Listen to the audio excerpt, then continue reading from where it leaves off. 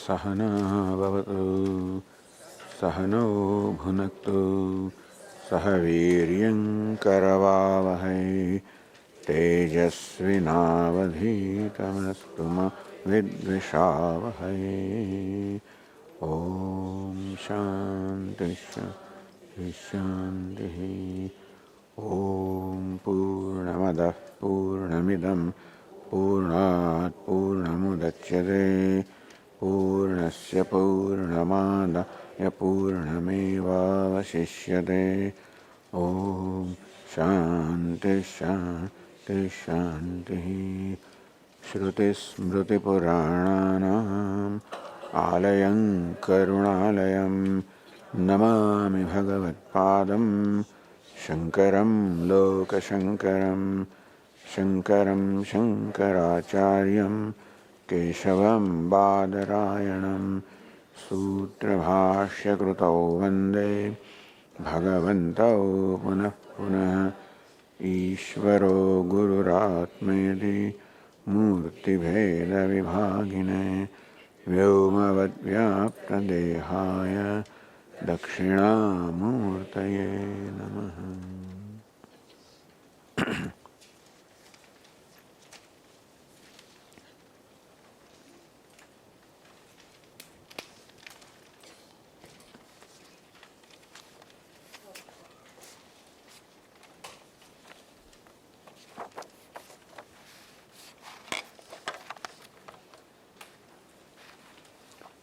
We chant the verse 9, 10, 11. Annantamah pravishanti ye vidyamupasate tato bhuya eva te tamaha yo vidyayamrataha अन्यदेवाहुर्विद्यया अन्यदाहुरविद्यया इति शुश्रुमधीराणाम् येनस्तद्विचचक्षिरे विद्याञ्च यस्तद्वेदो भयं सः अविद्यया मृत्युं तीर्त्वा विद्यया अमृतमश्नुते।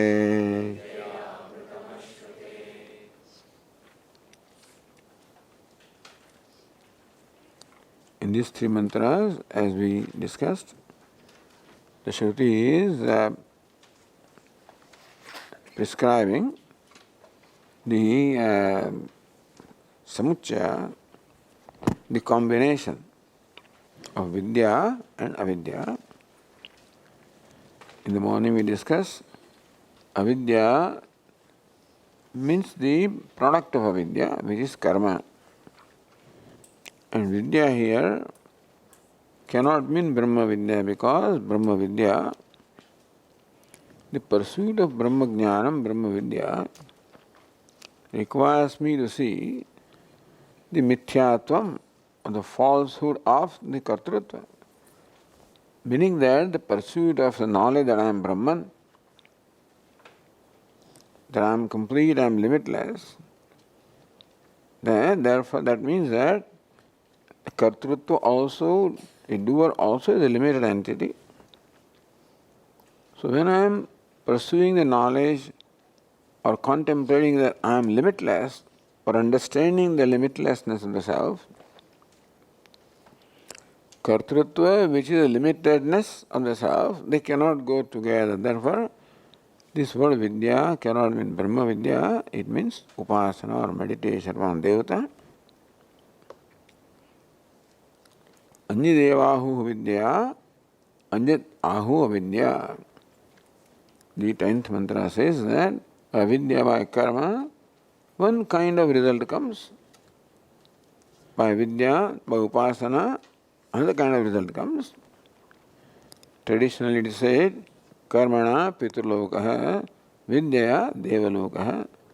By performing the karma, meaning the Agnihotra, the rituals, prescribed by Veda, we gain Pitrulokaha, the world of Pitru remains, Vidya Devalokaha, by the Upasana meditation of Devatas, we attain the world of Devatas.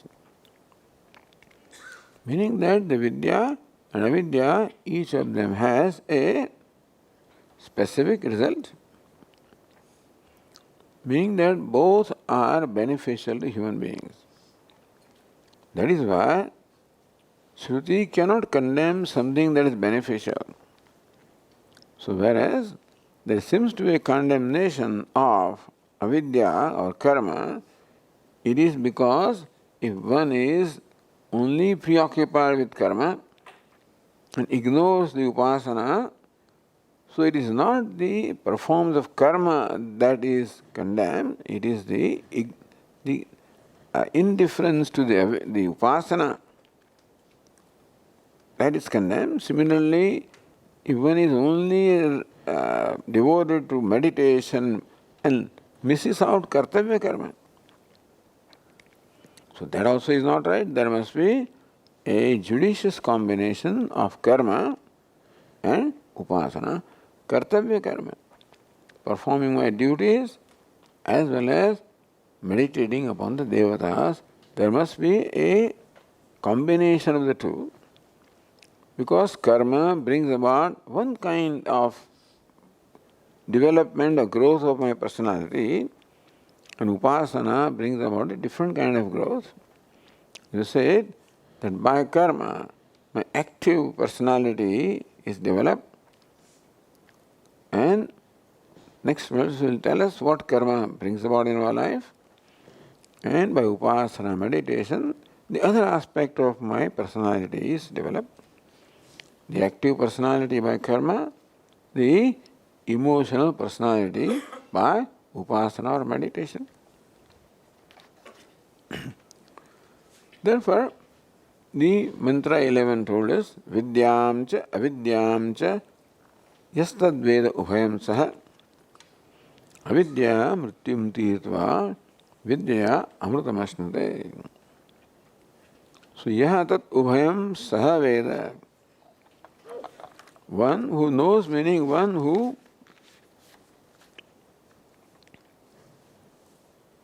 performs vidyam cha avidyam cha, when there is a judicious combination of karma and upasana in one's life, then you get the benefit of both. See, each one is beneficial to the human beings. Therefore, none of them should be ignored. That is what the Shruti means to say. Vidya, so avidya mrityum tirtva. By avidya, by karma, where we here presume that karma is performed in the form of the duty. Dharma, karma, what should be done? What was discussed earlier? Mrityum tirtva. By performance of the karma or by being committed to doing what is right, or karma here means my contribution by way of the karma to the Pitrus, Devatas, the other human beings, to the universe. So kartavya karma, the duty, as we discussed, the Vedas say that this duty is my way of returning the favor to the samashti. So, mrityum tirtva, by that one overcomes death. So, death cannot be the conventional death, because nobody can cross that. But the word mrityu is used in other sense also. Parachah kaman anuyanti balaha te mrityor yanti viditasya pasam. Kathopanishad says that balaha, those who are of immature mind, for whom the sense pleasure alone is the pursuit in life. Parachah kaman, So pleasures outside of oneself, it means worldly pleasures is what one is pursuing. Te mrutyoho vitatasya mrutyoho pasam yanti. They fall into the snares of mrityu or death. So here, word Bhashyakara explains the word death as swabhavikam karma upasana. So when one pursues the pleasures in life, then one pursues or one is controlled by one's impulses. So that impulsive life, when one does whatever it is the mind wants, is called swabhavikam karma. What my swabhava says? In our life, whether we accepted the ruling of Shastra or ruling of Vasana, either my Vasana rules me or I allow the Shastra to rule me. Usually the Vasana is seeking pleasures. That is what usually the tendencies are. Now a person who permits himself or herself to be controlled by these tendencies of seeking the worldly pursuit or the worldly pleasures, ultimately is overcome by, because this desire is something that cannot be fulfilled. If one desire is fulfilled, give rise to another one. A time comes when ultimately one has to compromise values in order to fulfill the pressure of desires. So likely the adharma comes. So kama, krodha, lobha, these evils will find slowly and slowly the place in one's life when one is only devoted to seeking pleasures. That is what is meant by mrityu. Trividam narakaschedam dvaram nasanam atmana. Lord Krishna says kama, krodha, lobha is the gateway to hell or suffering. So that is what is meant by the word mrityu here. By karma, by commitment to karma or doing what is right. We have discussed this. By commitment to doing what is right, one has to overcome the tendency of doing what is convenient. So what is convenient is from ragadveshas. Therefore, a commitment to doing what is right enables me to overcome my pressure of ragadveshas, kamakrodha, the extrovertedness of the mind, and thus the mind becomes progressively free from impulses. Mind becomes inward looking, calm, tranquil, happy. So thus, by commitment to karma or doing what is right, progressively one becomes free from the inner pressures of ragadvesha or kamakrodha, discovers inner peace and happiness. So thus, this is mrityu. Mrityu in the form of extrovertedness. Mrityu in the form of an impulsive life one overcomes. And thus, by karma, one gains an inner tranquility, what we call antahakana shuddhi or purification of mind, freedom from ragadveshas. Vidya amrutamasnute. With that mind now, when we perform the upasana, meditation, as we said in the morning, means identification with the one whom we are meditating upon. Then by meditating upon devatas, this one ultimately gains an identification with devatas. So, vidya amrutamasnute, one gains amrutam, immortality, meaning that the identification with devatas. So that is the highest achievement. That means that the karma is beneficial to us. By making our mind free from extrovertedness, making the mind free from the control of the inner impulses, and upasana is beneficial by enabling that mind to discover the joy of the Devaloka or Devatas. Therefore, Shruti says that Yastad Veda Ubhayam Saha. One should have both of these in one's life, commitment to karma as well as upasana, means worship of Devatas, worship of Ishvara. And that is how one becomes prepared for pursuit of Brahma Vidya. Thus, in the stage of a sadhaka or a seeker, in preparation for the pursuit of Brahma Jnanam, the seeker has this judicious combination of karma and upasana, action and meditation. Then one becomes prepared for Brahma Vidya, and then one gains the immortality in primary sense.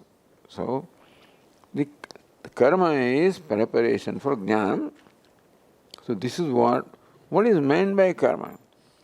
Kurvan neveha karmani jijiveshe shatam samaha. One should seek to live the entire span of life while performing karma. By that is meant while performing both the karma as well as the upasana, the action at the physical level, action at the mental level.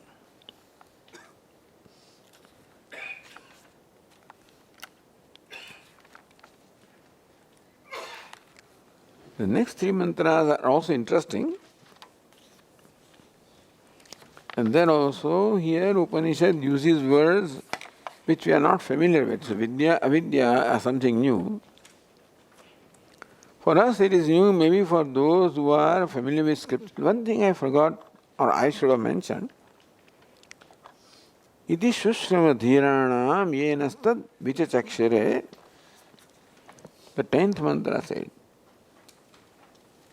that karma gives rise to one kind of benefit, upasana gives rise to another kind of benefit, is what we have heard or learned from those wise people who explain to us.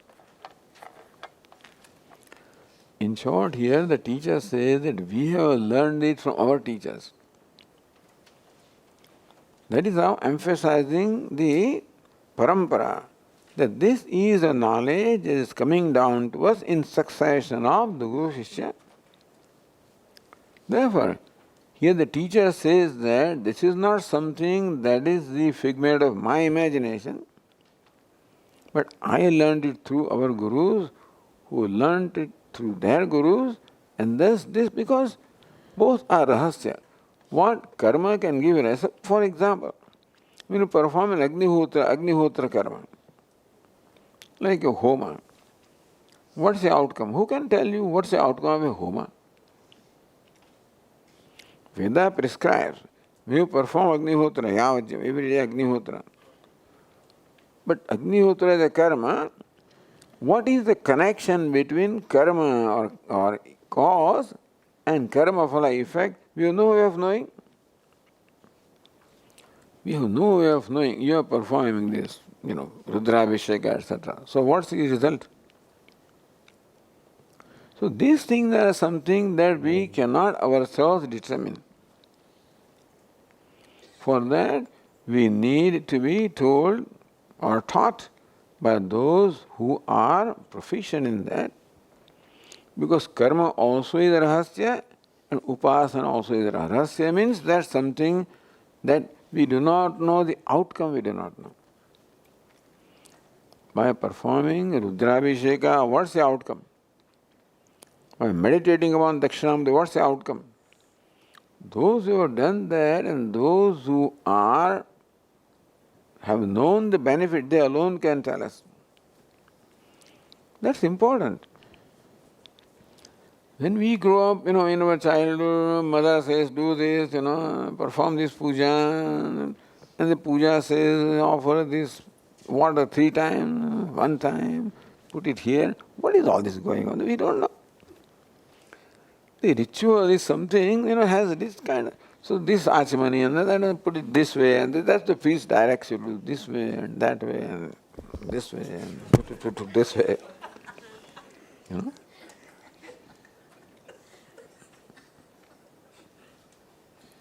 What's going on? We don't know the symbology. We don't know what all these things mean. So today's child says, why are you asking me to put this 3 times? Why? Mom said, I don't know.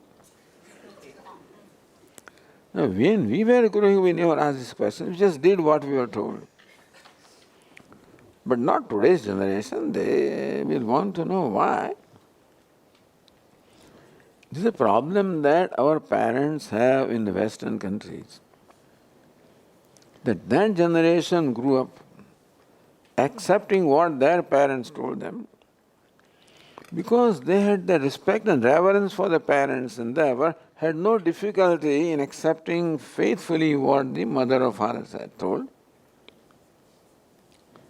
Today's child born in the West is an American in brown skin, by the way. He's not an Indian, but he's an American in brown skin. Therefore, he asks, why, ma'am? Why should I perform puja? I don't know. Mother has no answer. I can't do if I don't understand.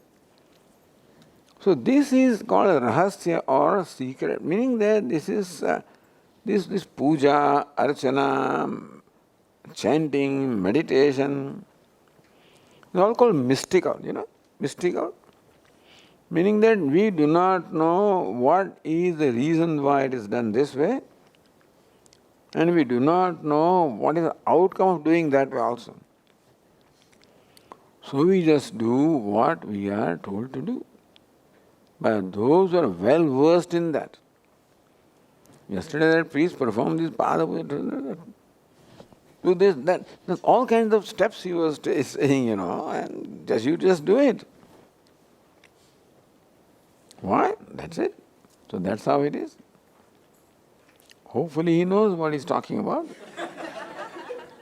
But this is what we tell, that it is necessary that the priests today, particularly in our temples in the United States, should know this thing. These priests need not know because we are not going to ask them and we will do what they tell us. But their people want to know. Anyway, meaning that this is the mystical knowledge. This karma and upasana both fall in the category of mystical thing. And that is only known through Guru Parampara. Here it is said, this is what we learn from our Gurus who explained this to us. And this is what we are passing on to you. Now come to 12th mantra. Andantamah pravisante ye sambhutimupasate tato bhuya eva te tamaha yau sambhutyam rataha anyadevahus sambhavat anyadahura sambhavat iti sushramadhiranam yirastad vichachakshire sambhutim cha vinashancha yastad vedo bhayam saha vinashena mrityum tirtva sambhutyamritamashnate.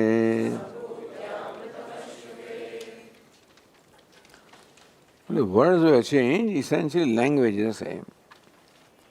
Where formerly vidya, avidya, here sambhuti, asambhuti. The rest of the description is similar. So the verse 12 says, ye asambhuti upasate te andhan tamah pravishanti. So this is now sambhuti and asambhuti, new words. So Bhashyakara explained, sambhavanam sambhuti means, sambhuti means to be born. So here sambhuti is not in the sense that to be born, but that which is born is called sambhuti. The karya, the effect is born. Cause and effect. Seed is the cause, sprout is the effect. So what do we see? The sprout is born, seed is not born, therefore sambhuti, that which is born, or to be born is the nature of which is kambhuti, means karya, effect. Sprout is the effect, seed is the cause. Seed is called asambhuti because it is not born. Sprout is called sambhuti, it is born. Also, when you look at the sprout, you know that the seed must be there for the sprout to be there. The sprout of the tree is something that is evident to us, something that is perceived by senses. That's called vyakta, manifest. So what is perceived by sense organs is called vyakta or manifest. So effect is manifest, cause is unmanifest. Seed, urdu moolam, adashakam, the moolam is urdhvam, meaning it is unmanifest. And adashakam, the creation is shakam, like the branches, manifest. So sambhuti, asambhuti. One meaning is sambhuti means that which is born or the karya. Asambhuti, that which is not born, called karanam. Also, how do you say this is karya? Because it is manifest like a sprout. So karya is what is manifest. Karanam is unmanifest. So karya, karana, manifest, unmanifest. Or vyashti and samashti. The sambhuti means vyashti, asambhuti, samashti. Vyashti at the individual level. Samashti, the universal level, right? So these three pairs are there in our life. Cause and effect, manifest and unmanifest, and individual and total. So now these three mantras, earlier mantras told us that there must be karma and upasana in our life. This mantra tells us what you should meditate. So meditate upon what? This mantra gives the vishaya or the subject of meditation, what you should meditate upon. You can meditate upon karya, you can also meditate upon karanam. Manifest. So Hiranyagarbha is called manifest and Prakriti is called unmanifest. So Hiranyagarbha is the culmination of manifest and Prakriti is the culmination of unmanifest. So every moment we come across both of these. You are all manifest. We are all here, that is a manifest thing. But the fact that we are here is caused by something. This manifest effect of our being here could not be unless there was some cause. Some grace was there, something good was there, which is what animal does. So these mantras say that there should be a judicious balance in our life of sambhuti and asambhuti, because meditation on sambhuti also is beneficial and meditation upon asambhuti also is beneficial. Each one has its own benefit, therefore both of these are practiced in our life.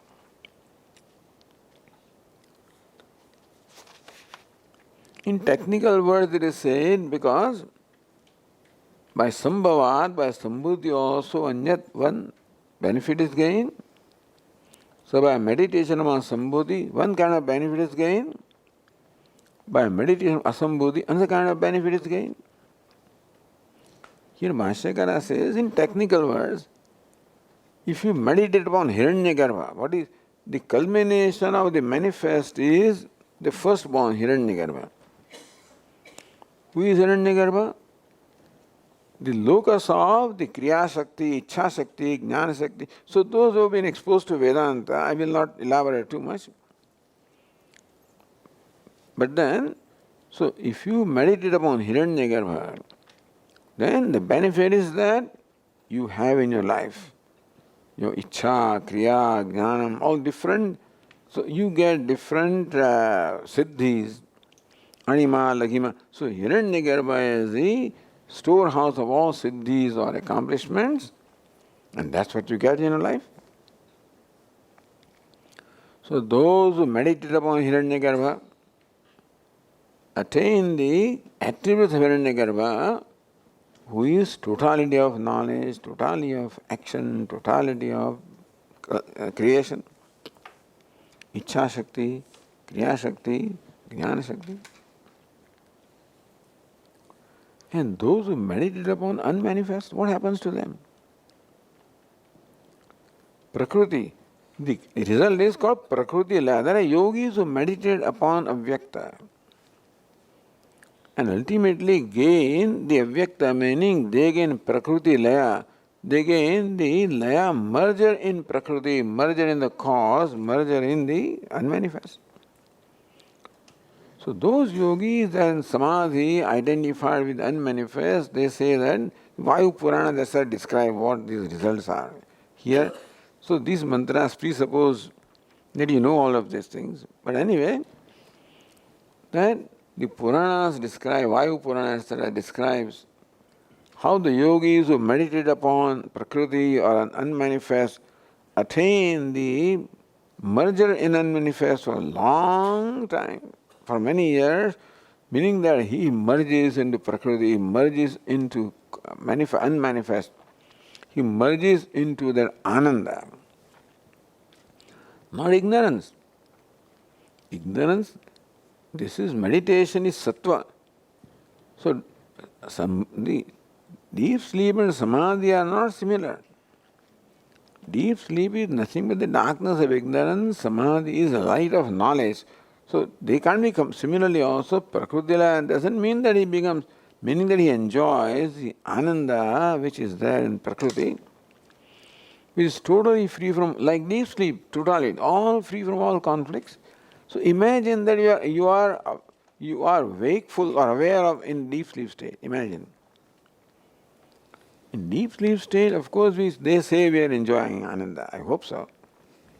They say that in deep sleep state, in dreamless sleep, we are happy, enjoy Ananda. That's the reason why when you wake up in the morning, how do you feel? You feel very fresh. I slept well. So there's evidence that in deep sleep you are well, you are fresh, you are happy. So that is why there is recharging of the battery. You require that. Anyway, so deep sleep is individual Prakriti. Imagine cosmic Prakriti, that means they enjoy that Ananda for a long time, those who meditate upon Avyakta or Asambhuti. Whereas those who meditate upon Sambhuti, Hiranyagarbha, they become the benefited by attaining the various powers that Hiranyagarbha has. That means that meditation upon Sambhuti as well as Sambhuti, both are beneficial to us. Understand that much. That means that there must be a judicious combination of both in our life. So, translated in practical, Swami, who is going to meditate in Hiranyagarbha and Samashti and Vyashti? In practical terms, that's the reason why we interpreted Sambhuti as manifest, Asambhu is unmanifest, Sambhuti as what is evident, Asambhuti is not evident, Sambhuti effect, Asambhuti cause.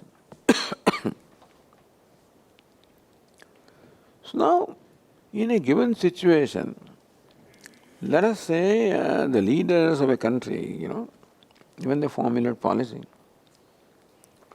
There are problems in the country of poverty, illiteracy.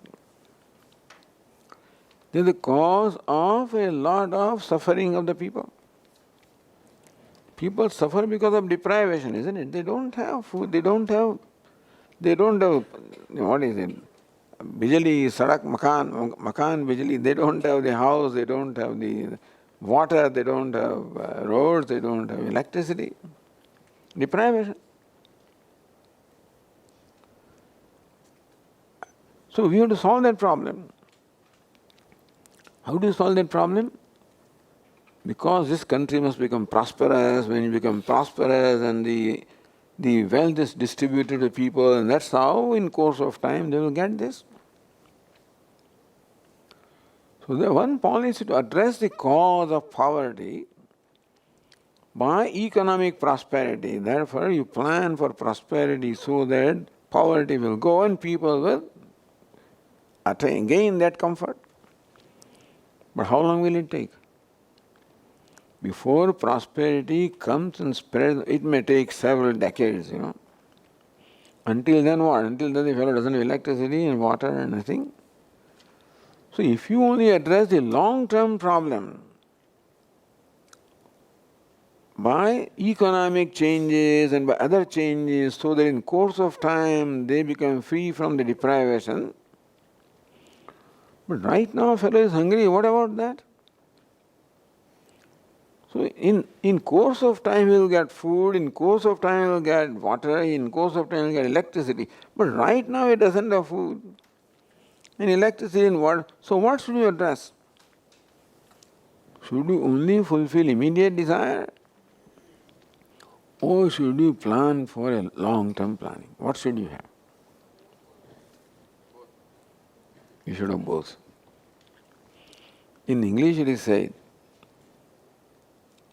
either you can give this person a fish every day or teach him how to fish.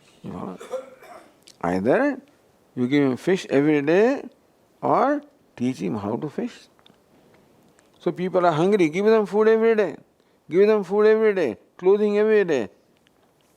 What will happen? That is what will perpetuate. Therefore, teach them also. So this problem must be addressed at both the levels, that immediate needs also should be satisfied. And you should not just do that you distribute 10 kilos of rice and then there is some free electricity, the immediate benefit.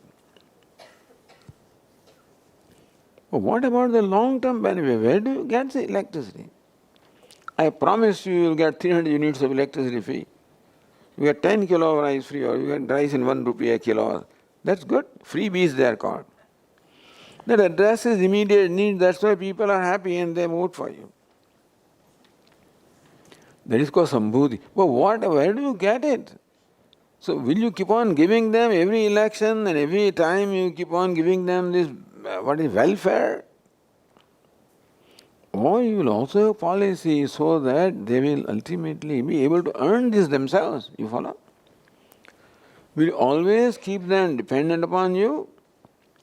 Or will you also educate them, give them the skills so that they also are able to do it themselves? So both of these should be addressed simultaneously. That's what I'm saying is, teach them skills, but until then what? So until then feed them also. But don't keep on feeding them. Teach them skills so that one day they become also self-sufficient. Self-sufficient is a long-term goal called asambhuti, in future, not manifest. Giving them food and clothing right now is called the sambhuti, the immediate. So, manifest, unmanifest, even in our own case. So you would love to serve the society. There are many, kind, compassionate people, the good Samaritans, who dedicate themselves to serving the society, serving the totality. But sometimes what happens is they ignore their own health, they ignore their own well-being. So asambhuti meaning that you are devoted to the totality And if you ignore also this individual, which is what is the means of serving totality, the day will come when the body will not support you. So simply being devoted to totality, ignoring one's own self also is not good. There are others who are always busy with themselves, going to gym in the morning and this all calories and this and that. So that is the sambhuti. But what about totality? What do you do with this good body, healthy body? Meaning that in life there is a balance. I must take care of myself, but should not be self-centered. Take care of myself only. Use that for service or helping the others. Balance of sambhuti, asambhuti, individual and total. Sambhuti and asambhuti, immediate problem of poverty, hunger. Give them food, give them clothing. At the same time have policies so that there is a long-term solution also. Thus in course of time they will become free from that. You empower them. This is the balance that is required in the life. This is our practical interpretation. The sambhuti, asambhuti is all right, But what does it mean to us? What lesson do we learn from this teaching? Just as there should be a judicious balance of karma and upasana, so also a judicious balance of individual and total, short-term solution, long-term solution, individual needs, total needs, what is evident and what will be the future result. The sambhuti and asambhuti interpreted in this practical sense. Bhashyakara will say you meditate upon asambhuti, hiranyagarbha, you get the animadis, the siddhis, and that's how. That also is. So, vinashena mrityum tirtva sambhutya amrutamasnute. By meditating upon hiranyagarbha, mrityum tirtva, hiranyagarbha means the totality of all the siddhis, that way you get powers, and that way you become free from the death in the form of poverty and sense of helplessness. See, person who does not have resources, he feels dina, he feels helpless and dependent. So there should be also in life effort to empower yourself so that you do not become helpless and dependent. So attend to that. At the same time, do not simply devote yourself to yourself, but by helping yourself, that health that you got, strength which you got, use it for samashti. So in our life, there should be balance of vyashti. Some fellows from morning till evening keep on doing, then sit-ups and pull-ups, go to gym, and that's good. But use that. You keep on polishing your car, but then you take it on the road also. So keep the car shining, that's all right. It's meant for certain use. Keep this shining, all right, but it's meant for certain use. If you don't take away a car and keep on running it, then also it won't, because it needs tuning up, it needs, various things. If you don't do that, then also car won't help you, ultimately. So take care of our instrument also. At the same time, take care of what that instrument is meant, the purpose that is meant to serve.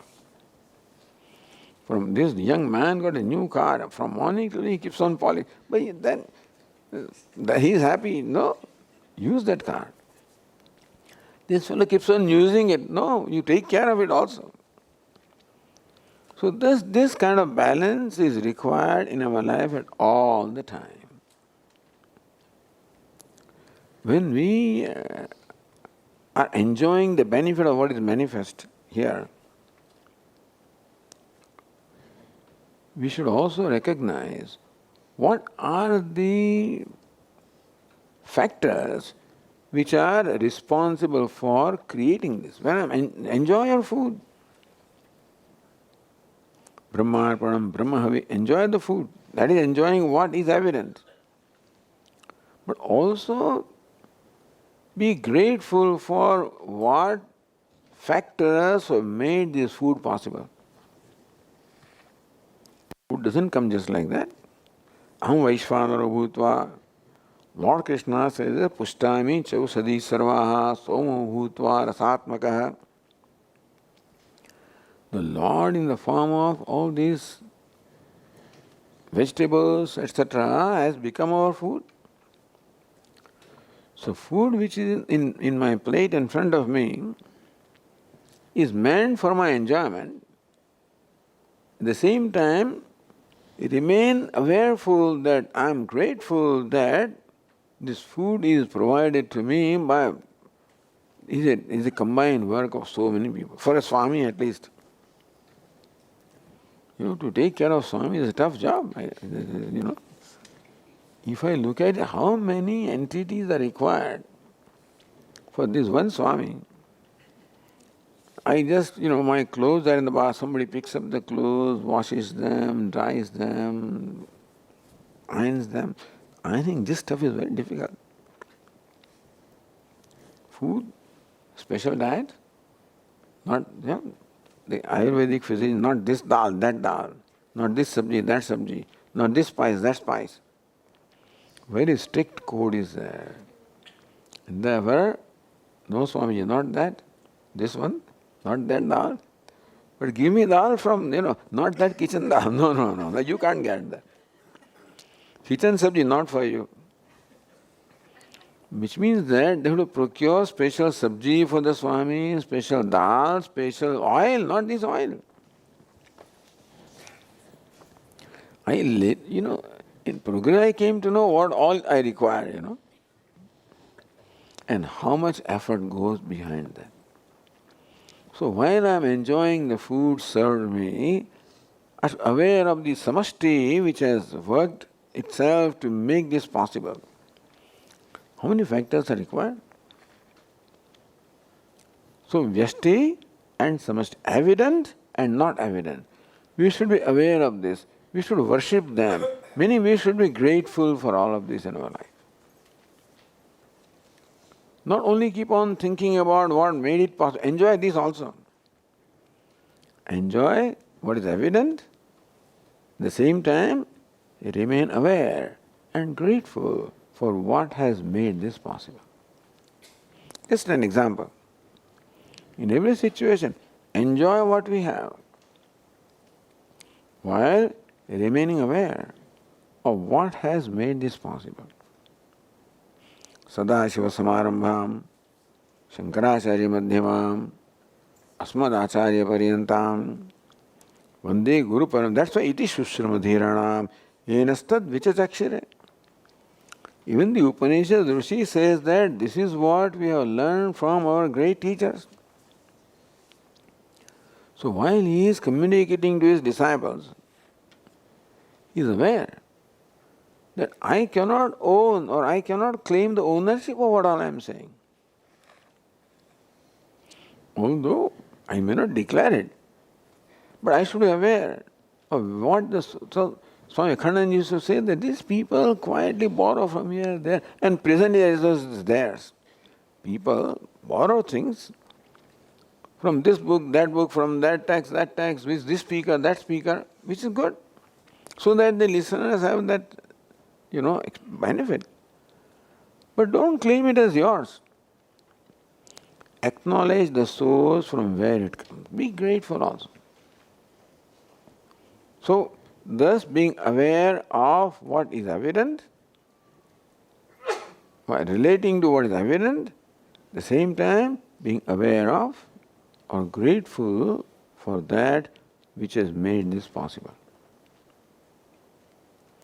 And so, in practical terms, sambhuti, asambhuti, what is evident and what has made that possible. What is effect? What is cause? What is immediate? What is long term? So while addressing immediate needs, also take into account the long-term needs, or by addressing long-term needs, also address the immediate needs. Vyashti and Samashti. Ultimately, how far can you grow? Thus, your karma and upasana, how far can we grow? What is the potential of growth in human being? That someday you identify with the whole universe. We are very proud in saying that the Vedic Sanskriti's word Vasudhaiva Kutumbakam. So we are very proud. We are the people who says Vasudhaiva Kutumbakam. Vasudha eva Kutumbakam. Whole Vasudha, whole earth, the whole world is my family. It doesn't come from Veda, it is a Subhashita. And so, I am mama, I am paraha iti, that this is mine, this is other. This is the thought of people of narrow-mindedness. But then, Udara Charitanam tu Vasudhaiva Kutumbakam, for those who are large-minded people, for them the whole Vasudha, the whole earth is Kutumbakam.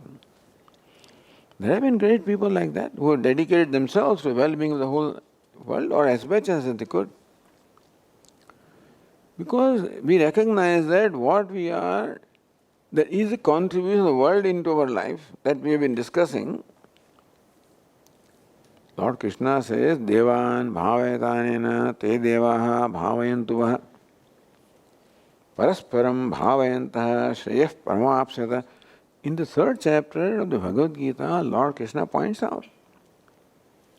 Here, Arjuna, these devatas means all these cosmic forces. You nourish them, nurture them. Then it is worship, because we look upon these forces devatas. So Agni Devata and Vayu Devata and Akasha Devata. So while you take into account also their well-being, may your actions nourish them. In turn, they will nourish you. You propitiate the samashti, the totality, that in turn will propitiate you. So this is the principle. Sambhuti.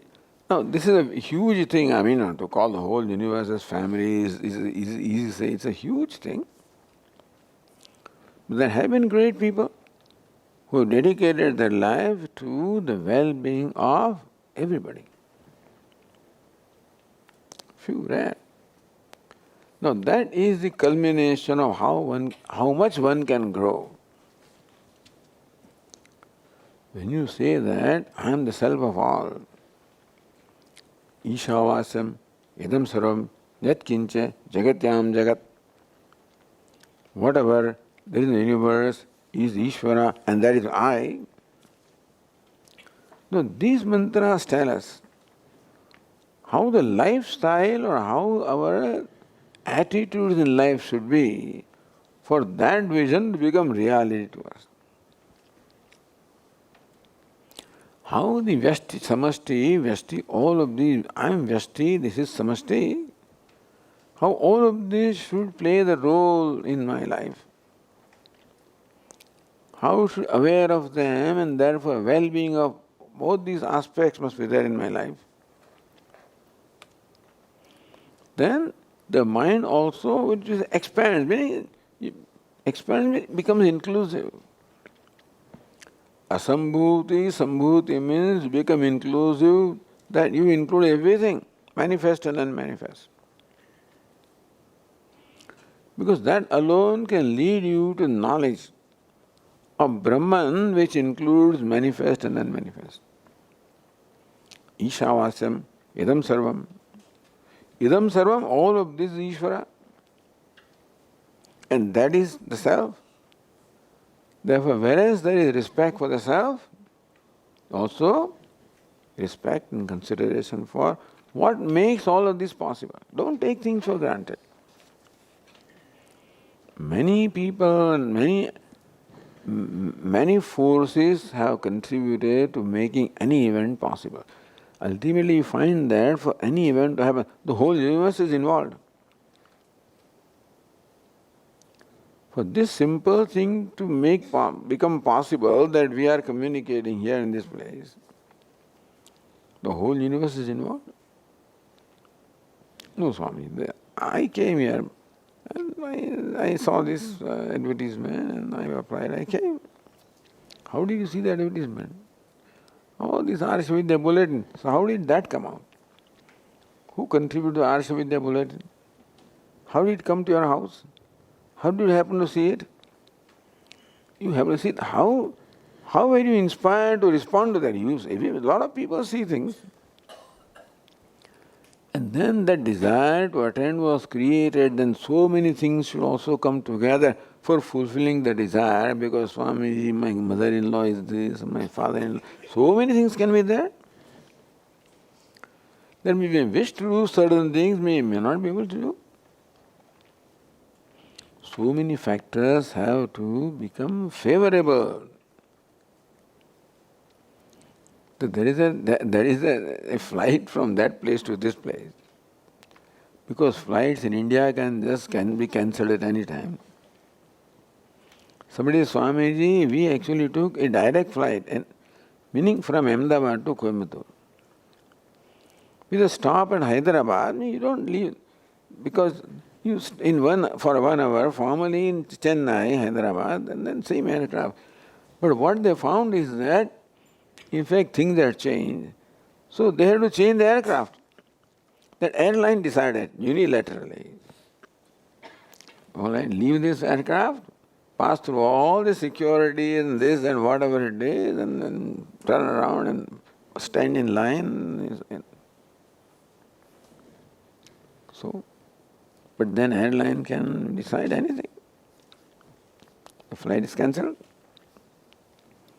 All I am saying is that all these things could happen and have not happened.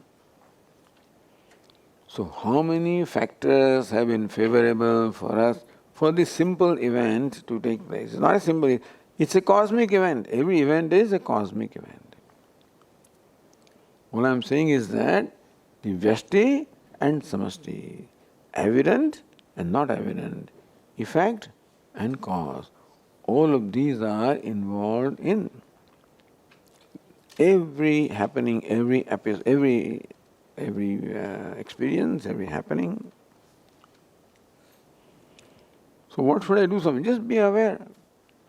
But how can I can't serve the whole world. At least you can pray. Sarve bhavantu sukhina, sarve santu niramaya, sarve bhadrani pashyantu, ma kaschit dukkha bha. That much we can do. So where am I going to go and feed the poor? When can I do that? At least you pray. So by the power of prayer, some people may be inspired and that may happen, it may find its fulfillment in some way. Anyway, so idea is that Upanishad is teaching us what should be our way of life for preparing ourselves ultimately for Brahma Vidya. When the knowledge of Brahman, that is self, that I am Purna, limitless, for it to take place, there is a process of growth, self-growth.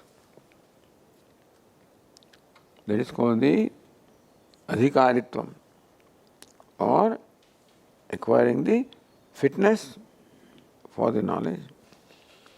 So in a way, these 6 mantras that we saw, which are elaboration of the second mantra, in their own way, the language, you cannot make out anything from here.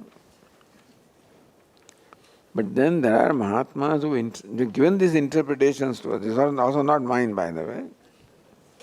But anyway, so this is the interpretation which is very understandable, useful, and practical in our life.